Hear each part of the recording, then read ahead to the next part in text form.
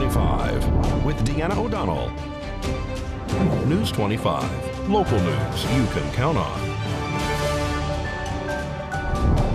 News is brought to you by Bees Embroidery and Garment Printing, specializing in custom and personalized decoration of gifts, garments, and more. Call 775-727-9444. News is also brought to you by J.K. Nelson Law. Call 727-9900 today for your free consultation. If you need a lawyer, you need Nelson. Well, police and medics have responded to a two-car crash resulting in a rollover near the Tecopa Turnoff. It's Tuesday, June 16th. Thanks for tuning in to KPVM-TV and Ace Country Radio's News 25. I'm Deanna O'Donnell. Nye County Sheriff's Office deputies and Pahrump Valley Fire and Rescue were dispatched this afternoon for a two-car crash that resulted in a rollover. That happened on Highway 160 near the Tecopa Turnoff. Two patients were transported by ground ambulance to Desert View Hospital. We'll have more on tomorrow night's newscast. Well, Nevada State Governor Steve Sisolak said because of the increase in COVID-19 cases since the state has partially reopened, he has decided to postpone his Phase 3 reopening plan and reevaluate at the end of this month. The governor spoke from the Nevada State Legislature last night.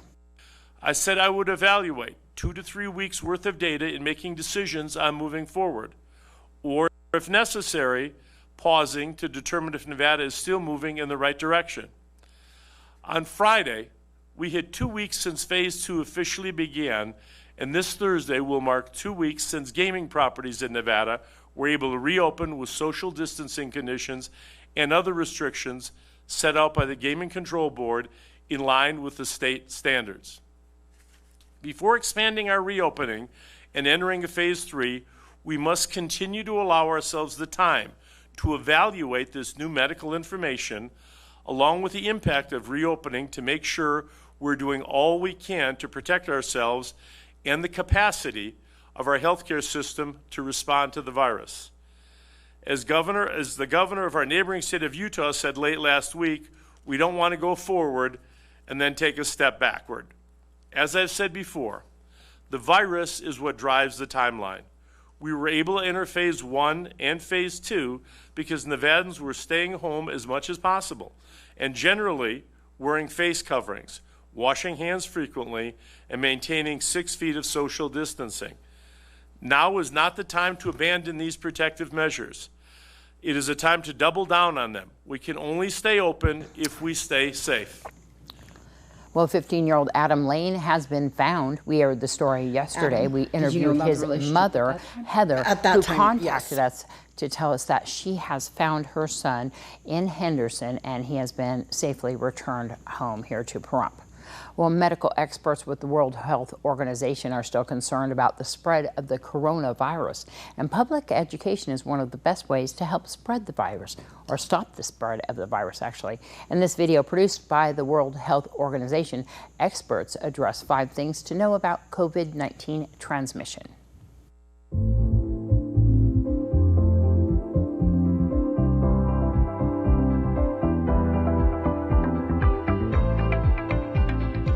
The majority of transmission that we know about is that people who have symptoms transmit the virus to other people through infectious droplets.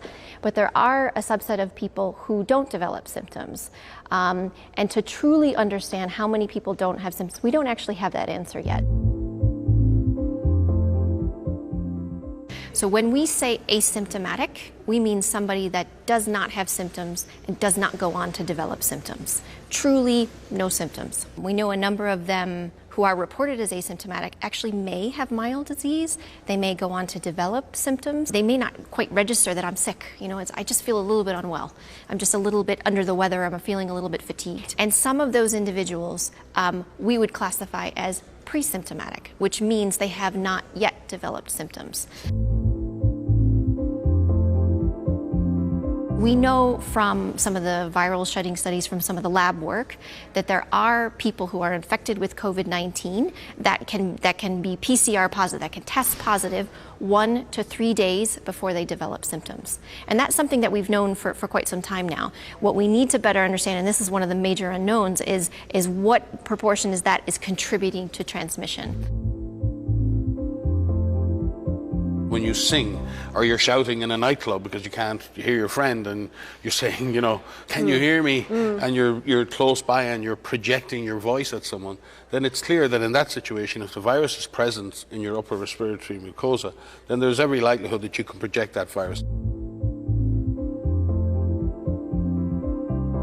The last couple of days have been the highest number of daily cases in the world. So in terms of pandemic generation, we are still very much on the upward climb on this mountain. But what some countries have shown, many countries have shown, is if you go at this in a very systematic way, and you use a comprehensive approach, that there is enough stoppability in the virus. We've seen that with the physical measures, social distancing, we've seen it with surveillance. And we have some choices to make as a society, because it is clear, if we can identify cases and their contacts, and we ask those contacts to quarantine themselves, and we support them in that quarantine, that can be a very successful way of both stopping the disease and avoiding large-scale lockdowns in future.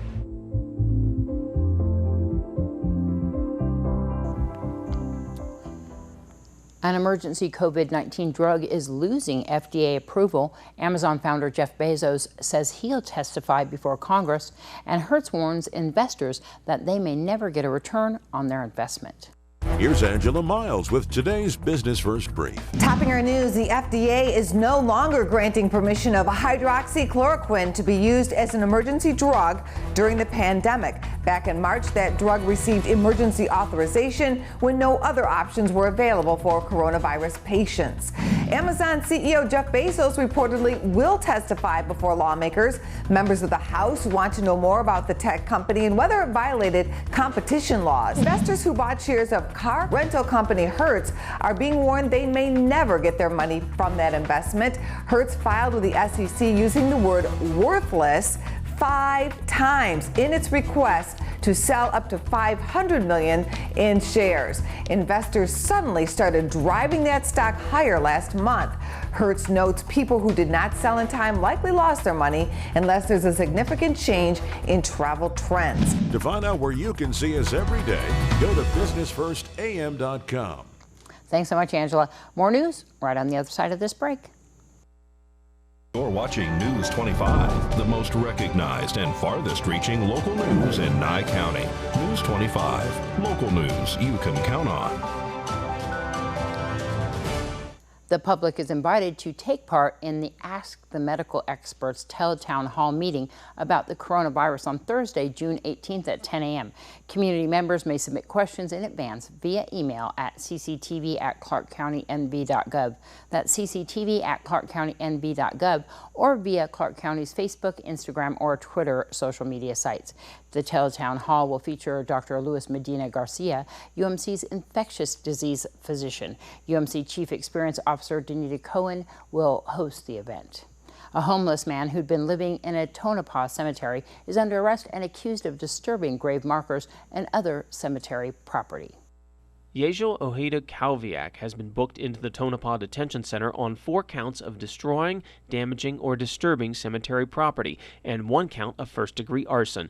Deputies and firefighters were called to Tonopah Cemetery for a barrel that was on fire. According to the arrest report, when deputies made contact with Kalviak, he was holding a yellow ribbon that had been taken off of a grave. Officers say Kalviak admitted to starting the barrel fire and said he'd been living at the cemetery inside a small shed close to the south gate.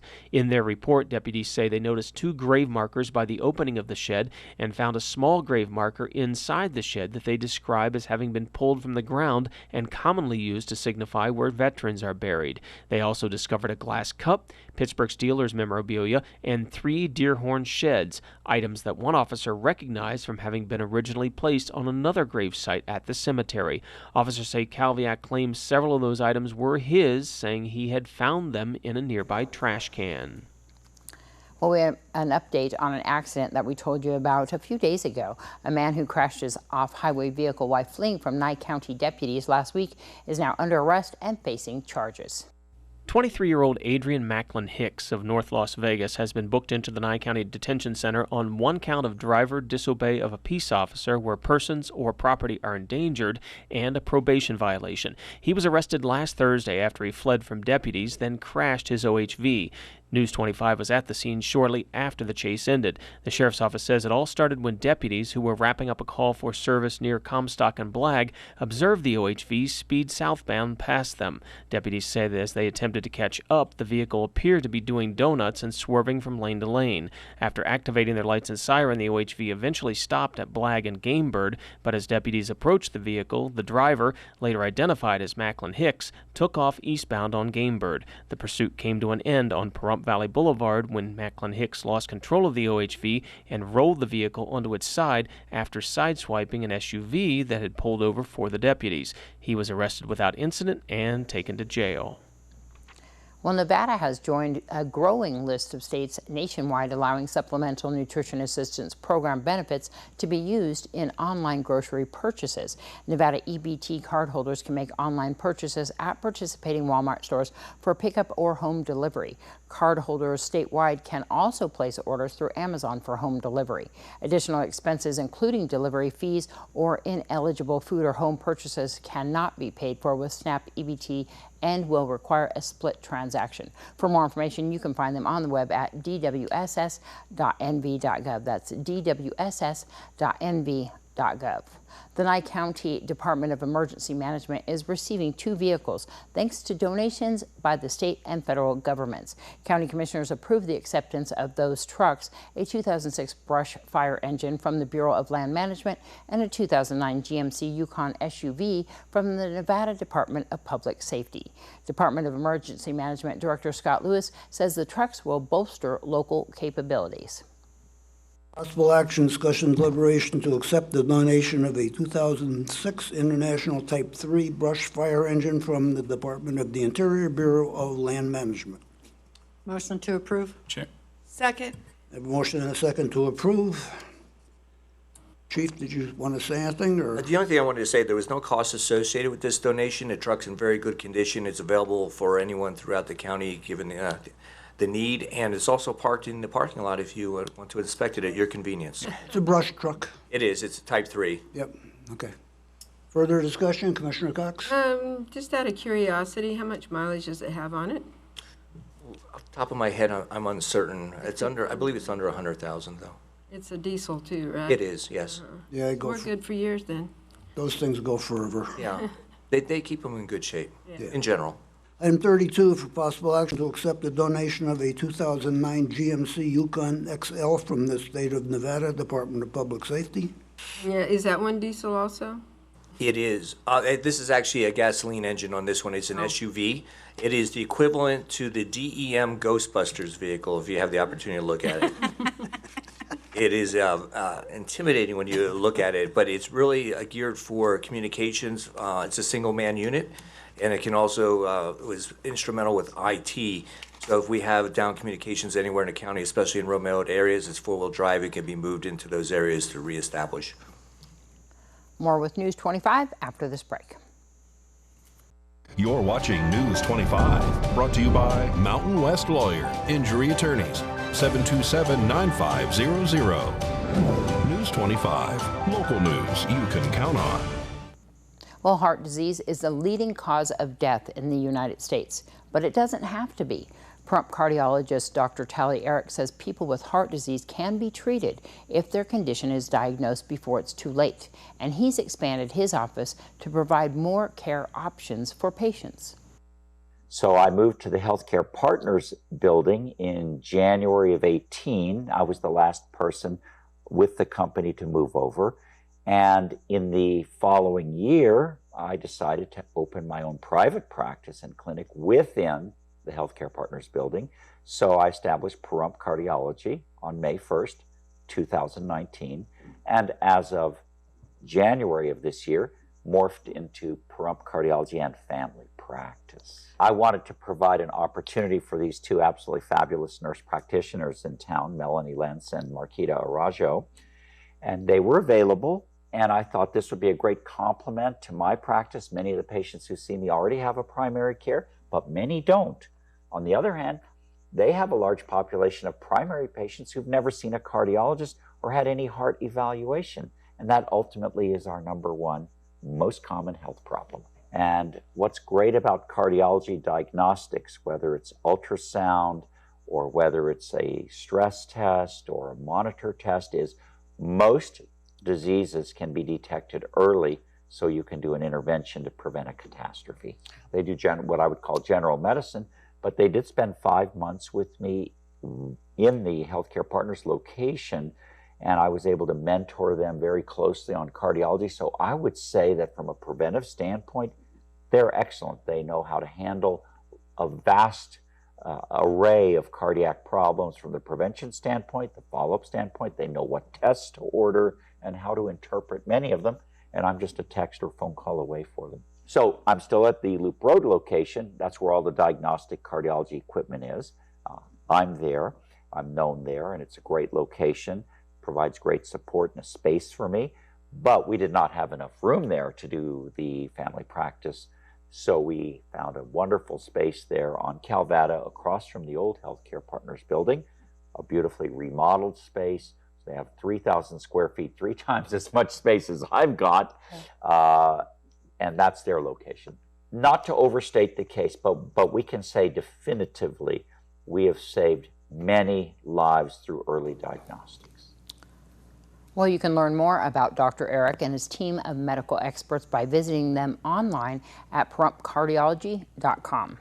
Right now, and for a limited time, the American Red Cross is testing all blood donations for COVID-19 antibodies, providing donors insight into whether they have been exposed to this coronavirus.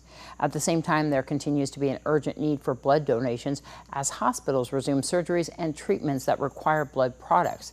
Antibody testing will indicate if the donor's immune system has produced antibodies for the coronavirus, whether or not they develop symptoms. For more information and to donate, you can go to redcross.org. Well, the VA Southern Nevada Healthcare System will host a virtual Veterans Town Hall via WebEx from 3 to 4 p.m. next Tuesday, June 23rd. Topics of discussion include a Veterans COVID-19 update, information and status on reintroducing in-person care, and the discussion on various options available for accessing VA services. And following the VA updates, there will be a moderated question and answer session, and veterans can submit their questions via email to vhalaspao@va.gov. That's vhalaspao@va.gov in advance, or you can even go to the chat box during the event. News 25 WeatherCam is brought to you by Lerner and Rowe Injury Attorney's Office in Pahrump. In a wreck, need a check? Call 702-877-1500. All right, let's take a look outside. Beautiful day. And I hear that might be getting a little bit warmer in the coming days. We'll find out more about that right after this break.